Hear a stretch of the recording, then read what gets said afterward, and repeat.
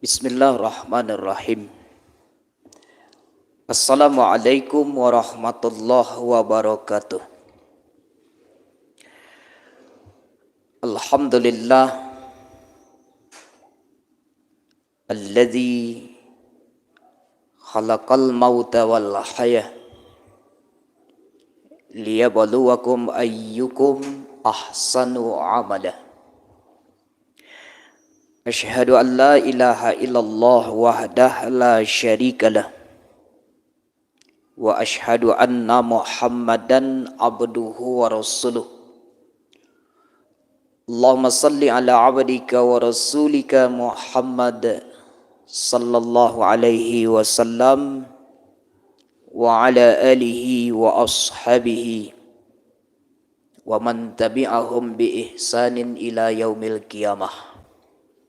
Ya ayyuhalladzina amanu taqullaha haqqa tuqatih wa la tamutunna illa wa antum muslimun. Bapak-bapak, ibu-ibu, jamaah salat zuhur yang dimuliakan Allah Subhanahu wa taala, bersyukur kita kepada Allah. Allah berikan kita kekuatan iman sehingga mudah memenuhi panggilan Allah menunaikan ibadah salat zuhur secara berjamaah. Salawat dan salam Allahumma salli ala Muhammad wa ala ali Muhammad. Jamaah yang dimuliakan Allah Subhanahu wa taala, di dalam Al-Qur'an Allah Subhanahu wa taala berfirman, lan tanalul birra hatta tunfiqu mimma tuhibbuna wa ma anfaqtum min syai'in fa innallaha bihi alim. Quran surah ketiga ayat 92. Kamu sekali-kali tidak sampai kepada kesempurnaan suatu kebaikan, al-birrun, sebelum kamu memberikan sebagian dari harta yang kamu cintai. Dan apa saja yang kamu nafkahkan, maka sesungguhnya Allah mengetahuinya. Allah marhamna bil Quran. Bapak Ibu jamaah zuhur, 3 bentuk panggilan Allah di dalam kehidupan kita ini. Panggilan pertama namanya panggilan azan. Kedua namanya panggilan menunaikan ibadah haji dan umrah. Yang ketiga namanya panggilan kematian. Panggilan azan paling sedikit 5 kali sehari. Semalam kita dengar panggilan azan ini, seruan azan setiap salat wajib 5 kali sehari semalam kita dengar. Dan panggilan ini bukan panggilan yang berlalu begitu saja, tetapi melainkan kalau kita mengamati kalimat-kalimat dalam azan itu, satu di antaranya adalah hayya 'alal falah. Setelah kalimat hayya 'alas salah, hayya 'alal falah. Mari dirikan salat, hayya 'alal falah. Karena di sini ada keberuntungan, kemenangan. Nah, bila Bapak Ibu mengamati panggilan ini, seakan-akan Allah memberikan isyarat kepada kita, tunaikanlah salat, kamu pasti beruntung. Kamu pasti sukses, bahagia. Filosofinya adalah bahwa kehidupan kita ini terkait dengan hadis apa yang disampaikan oleh Rasulullah SAW, bahwa apabila ada bayi lahir, azankan. Walaupun ini masih diperdebatkan oleh para ulama tentang kesahihannya, tapi yang kita ambil itu adalah filosofinya. Artinya kita lahir ke atas dunia ini, seruan pertama pendengaran kita yang kita dengar itu adalah suara kalimat azan. Seakan-akan lahir didengarkan azan, meninggal disolatkan. Maka saya katakan filosofinya hidup kita itu antara azan dan salat. Lahir didengarkan suara azan, meninggal disalatkan. Bapak Ibu jamaah dimuliakan Allah, kenapa penting didengarkan seruan azan? Karena dari makna azan itu sendiri adalah asal katanya uzun. Uzun itu artinya telinga. Artinya siapa orang yang punya telinga akan mendengar suara azan itu. Dan menariknya Bapak Ibu, azan itu didengarkan ketika lahir diazankan. Ini memberikan isyarat bahwa ternyata panca indera manusia itu setelah dia lahir ke permukaan bumi ini, yang paling pertama yang aktif adalah telinga. Mata belum, yang lain-lain belum, kecuali telinga yang terlebih dahulu aktif. Itu makanya diazankan dekat telinganya itu. Menarik lagi, ketika manusia ini meninggal dunia, maka panca indera yang terakhir berfungsi adalah telinga. Itu telinga Bapak Ibu. Yang lain sudah tidak lagi. Mata, yang lain-lain sudah tidak lagi ketika seseorang sakaratul maut itu, kecuali hanya telinga. Makanya Nabi berpesan kepada kita, lakinu mautakum bi kalimatil la ilaha illallah. Talkinkan. Apa makna talkin itu? Bisian kata lingo ya. Diajar ke telinganya. Kenapa? Panca indera terakhir yang berfungsi itu adalah telinga. Itu azan Bapak Ibu. Maka mari penuhi setiap panggilan azan itu 5 kali sehari semalam. Terkadang kita Bapak Ibu mohon maaf, terkadang-kadang ketika tak ada azan orang rame sholat. Kan ada sholat yang tak perlu dipanggil dengan azan. Sholat hari raya misalkan, Idul Fitri, Idul Adha, tanpa azan tapi rame orang. Tidak pakai azan sholat itu. Ini kenapa demikian Bapak Ibu, bahkan ramenya itu dari musola pindah ke masjid. Dari masjid pindah lagi ke lapangan di depan masjid. Tidak tamuek di depan masjid, pindah lagi ke lapangan sepak bola. Badasak-dasak dan mempersiapkan diri. Padahal sholat itu sholat sunat. Tanpa azan, tanpa diawali seruan azan. Tapi rame orang, rame umat Islam untuk itu. Namun alangkah anehnya, ini panggilan Allah diseru dengan seruan azan 5 kali malah sehari semalam. Tapi tidak bara orang yang ngamuk. Kalau kita katakan orang itu tak punya telinga, mungkin agak kasar bunyinya. Tapi begitu Bapak Ibu. Bukan tak terdengar suara azan, Pak, Bu, bako alen paijo salat. Ayo sabanta alailah. Terkadang banyak beralasan seperti itu. Padahal kita hanya 3 kali dipanggil oleh Allah. 1, panggilan azan. 2, namanya panggilan haji dan umrah. Bapak Ibu jamaah dimuliakan Allah. Ayat yang kita baca di dalam Al-Quran. Kata Allah di dalam ayat itu, walillahi alan nasi hijjul baiti man istata'a ilaihi sabila. Ini adalah salah satu ayat yang terkait dengan ibadah haji. Insya Allah ibadah jemaah haji Bukit Tinggi itu akan berangkat di awal bulan besok.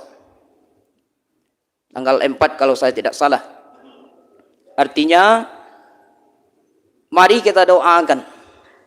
Doa dari kaum muslimin dan kaum muslimat. Doa dari kita semua. Apa harapan dan doa kita tertumpang kepada mereka yang menunaikan ibadah haji kurang lebih 113 orang jemaah Bukit Tinggi, kurang lebih. Bapak Ibu, tentu sering kita mengantar jemaah haji ini semoga menjadi haji yang mabrur. Dan mereka pun juga berniat seperti itu, berdoa kepada Allah agar mendapatkan haji yang mabrur. Sebab Bapak Ibu, haji mabrur itu adalah tujuan utama. sebenarnya bukan haji saja. Kita ini sebenarnya jadilah manusia yang mabrur. Mari kita lihat bagaimana pandangan Allah dalam ayat Al-Quran tentang kalimat mabrur. Selama ini barangkali kita hanya sekedar saking seringnya mengucapkan ucapan itu, mabrur itu, sehingga sudah menjadi bahasa biasa. Terkadang kurang memahami apa maknanya. Mabrur itu terambil dari kata albirrun. Albirrun. Maka ayat yang saya bacakan tadi, lan tanalul birra hatta tunfiku mimma tuhibbun wa ma anfaqtum min syai'in fa innallaha bihi alim. Kata Allah, kamu sekali-kali tidak akan sampai kepada kebaikan yang sempurna. Albirrun. Birrun itu adalah kebaikan yang sempurna. Apa itu kebaikan yang sempurna? Nanti akan kita temukan di dalam Al-Quran, Bapak Ibu, kebaikan yang sempurna itu adalah hatta tunfiku mimma tuhibbun. Orang yang mau mengeluarkan harta yang dia cintai. Jadi sesuatu yang dicintai itu adalah yang sangat disukai oleh manusia. Maka itulah yang diberikan. Maka orang itu disebut albirrun. Albirrun. Jamaknya mabrur. Bukankah orang yang berangkat haji itu butuh biaya yang banyak? Biaya yang banyak itu disebut Bapak Ibu harta. Harta sesuatu yang dicintai. Kalau itu yang kita belanjakan, kita berikan, kita jadikan ongkos untuk menunaikan ibadah haji atau umrah, berarti kita sudah termasuk orang-orang yang albirrun. Sesuatu yang kita cintai, kita berikan untuk jalan Allah Subhanahu wa taala.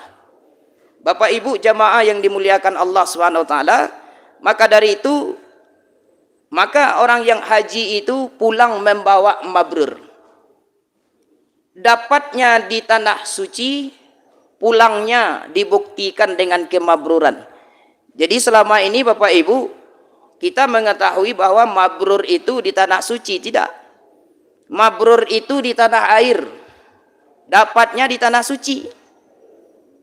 Apa sebab? Karena selama menjalankan mulai dari mendaftar, Bapak Ibu sudah diiringi dengan kebaikan-kebaikan yang sangat banyak. Dari harta yang dicintai jadikan ongkos.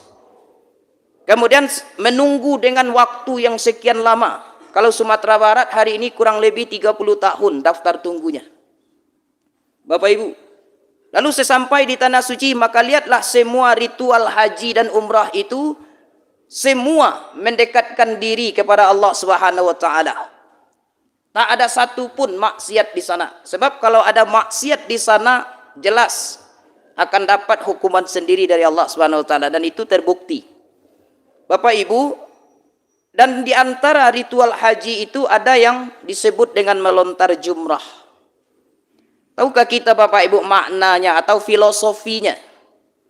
Itu adalah maknanya membuang semua sifat buruk. Jadi ketika kita melontar itu adalah seakan-akan kita lempar, simbolnya adalah syaitan, di situ membuang sifat buruk. Jadi kalau ada Bapak Ibu yang barangke haji tahun kini, kumpulkan sadola sifat buruk, pagunjiang, panduto, maliang dan segala macam, kumpulkan, kau perlu dicatat. Bawalah ke tanah suci itu. Ketika bawa ke tanah suci itu Bapak Ibu, ketika melontar jumrah, sebutlah itu. Ya Allah, saya panduto, campaan situ. Ya Allah, saya ini sering menzalimi, buang di situ. Saya sering emosi. Saya sampili, sabuilah sadonya, sepai buruk itu, buang di situ. Setelah dilempar, dibuang, maka muncullah sifat baik namanya takwa. Maka orang kalau sudah membuang seluruh sifat buruknya, maka itulah yang disebut dengan albirrun. Ketika dia pulang ke tanah air Bapak Ibu, mabrurun. Jadi mabrur dia. Artinya apa? Jangan lagi lakukan sifat buruk yang sudah kita buang di tanah suci itu. Ini kebanyakan Bapak Ibu, malah tiok sabanta pai ke Makkah, baik haji ataupun umrah, tiok bulan pai balah. Tapi nampak pandutu jo, ya mengicu jo. Ya kan? Yang menyakiti orang juga. Betapa banyak Bapak Ibu, maaf Bapak Ibu, Pak Haji Pandutu ada enggak? Banyak. Ada enggak Bu Haji Pandutu ada juga? Berarti apa artinya itu Bapak Ibu? Padahal sudah dibuang di tanah suci. Itu makanya praktek dari mabrur itu adalah di tanah air. Dapat di tanah suci, praktekkan di tanah air. Misalkan sebelum berangkat haji kikir, sepulang dari tanah suci Bapak Ibu dia jadi orang pemurah, dermawan. Sebelum berangkat menunaikan ibadah haji, suku pempangi, emosi. Bapak Ibu sepulang dari tanah suci sabar dia. Berarti mabrur, itu orang yang mabrur itu. Dan sebutlah semua sifat baik. Sebelum ke tanah suci banyak sifat buruknya, maaf, pulang dari tanah suci maka dia menjadi mabrur. Itu sebenarnya mabrur. Coba Bapak Ibu, kalaulah sekiranya seluruh rakyat Indonesia yang berangkat ke tanah suci haji dan umrah itu mabrur semuanya, tidak mungkin negara kita ini rusak seperti sekarang. Tidak mungkin. Apa sebab? Dia sudah membawa keberkahan, dia sudah membawa mabrur. Jadi manusia-manusia baik, dia tidak akan mau korupsi lagi. Apa sebab? Dia sudah buang sifat itu semua di tanah suci, sehingga kembali ke tanah air dia menjadi orang yang baik. Bapak Ibu jemaah dimuliakan Allah, inilah diantara filosofi ibadah haji itu. Maka albirrun, puncak dari segala puncak kebaikan itu disebut mabrur. Namun Al-Quran memberikan gambaran Bapak Ibu. Apa gambarannya? Siapa manusia yang disebutkan dalam Al-Quran yang sudah mencapai level itu adalah Nabi Ibrahim alaihissalam. Itu disebutkan di dalam Al-Quran surah 32 ayat 102 Bapak Ibu. Bagaimana Nabi Ibrahim itu disebut menjadi manusia yang paling mabrur? Maka lihatlah, bacalah sejarahnya. Di antaranya, Bapak Ibu, di antaranya, bukankah albirun itu sesuatu yang dicintai, itu yang dikorbankan? Beliau tatkala lama baru mendapat anak. Ternyata setelah mendapat anak, apa ujian dari Allah? Disuruh disembelih. Ujian berat. Anak sesuatu yang dia cintai, yang dia sayangi, tapi turun perintah Allah, sembelih. Karena dia lebih mencintai Allah daripada anak, dia manusia yang mabrur, maka perintah itu dia laksanakan. Dan banyak contoh-contoh lain di dalam Al-Quran Bapak Ibu terkait dengan manusia albirrun atau mabrur itu. Yang ketiga adalah panggilan kematian. Semua kita ini pasti kembali kepada Allah Subhanahu wa taala. Kullu nafsin dha'iqatul maut. Maka siapkanlah bekal terbaik kita. Mudah-mudahan kematian kita dalam kematian yang baik. Subhanakallahumma wa bihamdika asyhadu an la ilaha illa anta astaghfiruka wa atubu ilaik. Assalamualaikum warahmatullahi wabarakatuh.